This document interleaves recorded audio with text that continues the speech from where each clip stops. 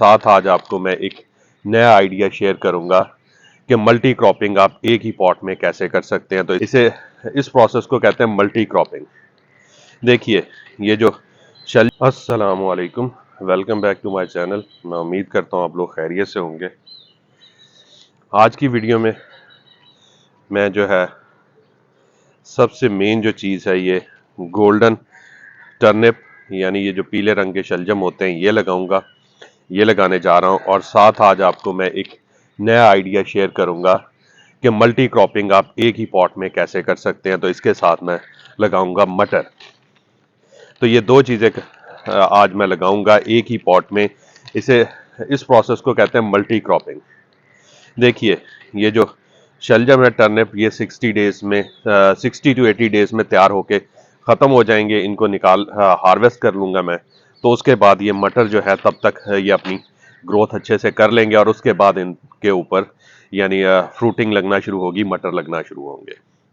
तो उतने देर में ये अपनी मटर जो है वो अपनी ग्रोथ करते रहेंगे जितनी देर में ये टर्निप तैयार होंगे, यानी शलजम तैयार होंगे। तो शलजम हार्वेस्ट हो जाएंगे तो उसके बाद फिर मटरों की बारी आ जाएगी, वो लगना शुरू हो जाएंगे और वो हार्वेस्ट हो जाएंगे। तो ये एक स्मार्ट आइडिया है कि आप एक ही पॉट में दो वेजिटेबल्स को इस तरह ग्रो करें कि उनकी जो हार्वेस्टिंग है ना उस टाइम को ज़हन में रखते हुए। और स्पेशली इसमें जो ख़ास चीज़ मैंने ध्यान रखी है कि ये जो टर्निप हैं ये क्योंकि ज़मीन के अंदर बनेंगे, ठीक है, शलजम ज़मीन के अंदर बनते हैं और मटर जो है ये इनकी बेल बनेगी और ये बाहर लगेंगे यानी उस बेल के ऊपर मटर लगेंगे। तो ये मैंने ध्यान रखा है कि दोनों ही ऐसी चीज़ें एक साथ नहीं लगानी कि जो दोनों ही जड़ों में बन रही हो, ठीक है। तो ये ध्यान रखना है। तो सबसे पहले इनको लगाने के लिए मैं पॉटिंग मिक्स बता देता हूँ। मैंने पॉटिंग मिक्स ले लिया हुआ है और इसमें मैंने ये, अगर आपने मेरी प्रीवियस वीडियो देखी हो जिसमें मैंने आपको सस्ता तरीन पॉट बनाना बताया था, तो ये वही वाली बास्केट है। ये उस बास्केट को मैंने तैयार किया और उसके अंदर है ये सॉइल फिल जो है पॉटिंग मिक्स या ये मैंने फिल कर लिया हुआ है।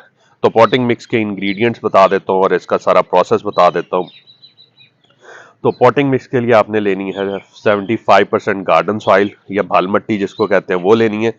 उसमें 25% कंपोस्ट लेनी है, या वर्मी कंपोस्ट लें या काव डंग कंपोस्ट लें, वो कोई फ़र्क नहीं पड़ता, आपने कंपोस्ट लेनी है, ठीक है। अगर आपने मेरी किचन वेस्ट वाली वीडियो देखी हो कि किचन वेस्ट से कैसे कंपोस्ट बनाते हैं तो वो बहुत अच्छी है, आप किचन वेस्ट कंपोस्ट भी ले सकते हैं। तो 25% कंपोस्ट होगी और उसके बाद आपने नेक्स्ट जो इसमें ऐड करना है वो है 50 ग्राम बोन मील। बोन मील बहुत ज़रूरी होता है क्योंकि ये रूट्स वाली वेजिटेबल इसमें मेन ग्रो करने में जा रहा हूँ शलजम, तो उनके लिए बोन मील बहुत ज़रूरी है, ठीक है। बोन मील ले लें। हाँ, उसके बाद अगर आपके पास बोन मील नहीं है तो फिर आप सिर्फ कंपोस्ट से भी गुजारा कर सकते हैं, लेकिन बोन मील लेंगे तो बहुत अच्छे रिजल्ट्स मिलेंगे। 50 ग्राम बोन मील, 50 ग्राम नीम केक पाउडर, ताकि मिट्टी के अंदर अगर किसी किस्म के कोई नीमाटोड्स या इस तरह के कोई भी पेस्ट हैं जो पौधे को यानी इनको नुकसान दे सकते हैं तो वो ख़त्म हो सकें, तो उनके लिए ये जो है नीम केक पाउडर ये बहुत अच्छा है और इसके अंदर माइक्रो न्यूट्रिएंट्स भी होते हैं। उसके बाद अगली लास्ट चीज़ जो इसमें ऐड करनी है वो है 10 ग्राम ह्यूमिक एसिड। तो वो भी दूसरा क्या कहते हैं रूट्स की हेल्दी ग्रोथ के लिए बहुत अच्छी चीज़ है ह्यूमिक एसिड। तो ये चीज़ें आपने डाल के सॉइल को अच्छी तरह मिक्स कर लेना है। मिक्स करने के बाद आपने उसे पॉट में फिल कर लेना है। अब यहाँ फर्दर बताने से पहले ये बता दूं कि आखिरी तीन चीज़ें जिनमें मैंने बोन मील बताया है, नीम के एक पाउडर बताया और ह्यूमिक एसिड बताया सॉलिड फॉर्म में, तो अगर वो नहीं है तो कोई मसला नहीं, उसके बगैर भी आपकी सब्जियां अच्छे से ग्रो हो जाएंगी। लेकिन हो तो बहुत अच्छी बात है, आप इनको डालें, अच्छी तरह सॉइल को मिक्स करें और इसमें अपने पॉट में फिल कर लें। बस ये ध्यान रखिएगा कि पॉट जो है वो 6 से 7 इंच डीप होना चाहिए। बस इतना डीप हो काफ़ी है। अगर आपने शलजम लगाने हैं, मूली लगानी है तो उसके लिए डीप होना, ज़्यादा डीप हो तो फिर अच्छा होता है। तो शलजम के लिए इतना काफ़ी है, 6 से 7 इंच डीप हो। उसमें आप सॉइल को फिल कर लें और जिस दिन आपने लगाना है उससे एक दिन पहले अच्छी तरह उसके पानी दे दें, भर के पानी दें। देने के बाद जब वो थोड़ा हल्का हल्का ड्राई हो, जिसको आम जुबान में या किसानों की जुबान में वत्तर आना कहते हैं, वत्तर आ जाए, यानी मॉइस्चर हो उसके अंदर, लेकिन थोड़ा वो ड्राईनेस भी उसमें आ जाए, यानी वो चिपके ना आपके रंबे के साथ। तो फिर उसकी हल्की हल्की गोडी कर दे, जैसे मैंने ये गोडी कर दी है। और ये गोडी करने के बाद फिर आपने सब्जियां लगानी है। तो चलिए, अब मैंने आपको सारा इसका प्रोसेस समझा दिया कि लगाने से, बीज लगाने से पहले क्या क्या आपने प्रिपरेशन करनी है, वो डिटेल बता दी है मैंने आपको। तो अब जल्दी से इसमें बीज लगाता हूं मैं। बीज लगाने का तरीका ये है, क्योंकि शलजम है तो शलजम कम से कम आपने इतना फासला रखना है कि वो शलजम नीचे, क्योंकि जब वो अपना साइज इंक्रीज करेंगे तो उनमें इतना गैप हो कि वो एक दूसरे से दूर रह सके और अच्छा साइज बना सके। तो 3 इंच का कम से कम आपने 3 से 4 इंच का गैप रखना है। तो इसी तरह आपने इनको लगाना है। तो मैं यहां निशान लगा लेता हूं। पहले आप भी इसी तरह 3 से 4 इंच के गैप पे आप निशान लगाते लें और फिर उसके बाद उनमें बीज लगा दें।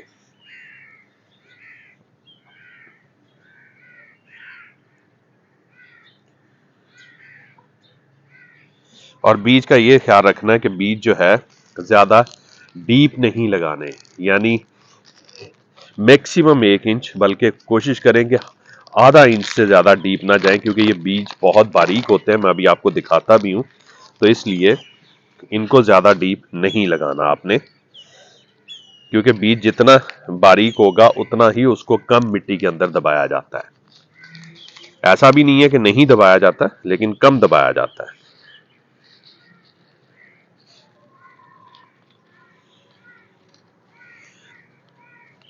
ये देखिए जी, अगर आपको नजर आ रहे हो, बहुत बारीक बीज हैं इसके। ये जी इसके बीज है। तो मैंने हमेशा की तरह दो दो बीज एक होल में रखूंगा और उन्हें कवर करता जाऊंगा, क्योंकि अगर दोनों जर्मिनेट हो गया तो उनमें जो स्ट्रांग पौधा होगा उसको रख लूंगा, दूसरा रिमूव कर दूंगा। और सम टाइम ऐसा भी होता है कि जर्मिनेट नहीं होता एक बीज, तो दो लगे होने की वजह से दूसरा जर्मिनेट हो जाएगा वहां पे। तो चलिए बीज को लगाते हैं। तो ये जो मैंने होल बनाए हुए हैं, इनमें मैं दो दो बीज रखता जाऊंगा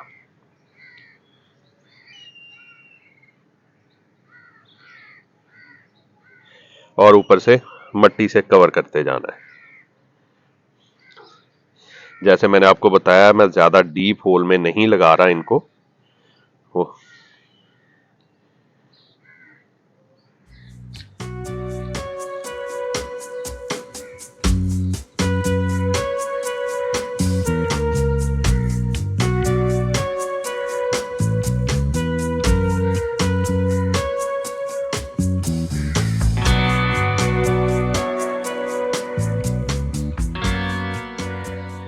तो इस तरह आपने भी आराम से बीज लगा लेने हैं। बस इनको मैं लगा लूं, फिर मैं अगला आपसे प्रोसेस बताता हूं कि मटरों का हमने क्या करना है।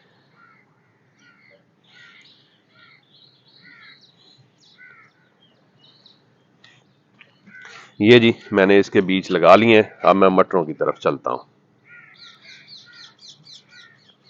ये देखिए जी, ये मटरों के बीज हैं। ये बड़ी आसानी से मिल जाते हैं। ये सारे बीज आप किसी भी सीड स्टोर पे जाएं या ऑनलाइन मंगवा लें, बहुत सस्ते होते हैं ये बीज, चाहे शलजम के हो चाहे मटरों के। तो ये अब मैं लगाऊंगा। तो इनके लगाने का तरीका भी मैं अभी आपसे शेयर करता हूं। अब देखिए, मैंने जो लगाए हैं ये है शलजम, एक लाइन ये है और दूसरी लाइन ये है। इसके दरमियान में ये वाली जो जगह है, इसमें मैं मटर लगा दूंगा, क्योंकि मटरों के जो बीज हैं ये जर्मिनेट तो साथ ही हो जाएंगे, लेकिन मटरों की बेल बनते हुए थोड़ा टाइम लगेगा, जब तक हमारे शलजम रेडी हो जाएंगे। तो आपने क्या करना है, इस तरह बीज रखें और हल्का सा दबा दें। और आपने ये भी 4 इंच के गैप पे आपने बीज लगाना है, ताकि एक स्पेस मिले इनको नीचे जड़ें ग्रो करने के लिए। जितनी अच्छी नीचे जड़ें ग्रो होंगी उतने ही अच्छी ऊपर फ्रूटिंग होगी। तो अब यहां मैं आपको बता दूं, 4 से 5 बीज मैं लगा रहा हूं। एक बहुत जो इम्पोर्टेंट पॉइंट है, ये जो इसका बेनिफिट है इस तरह लगाने का, वो भी मैं आपको बता दूं ताकि आप लोग भी इस तरह लगा के मटर उगा सकें।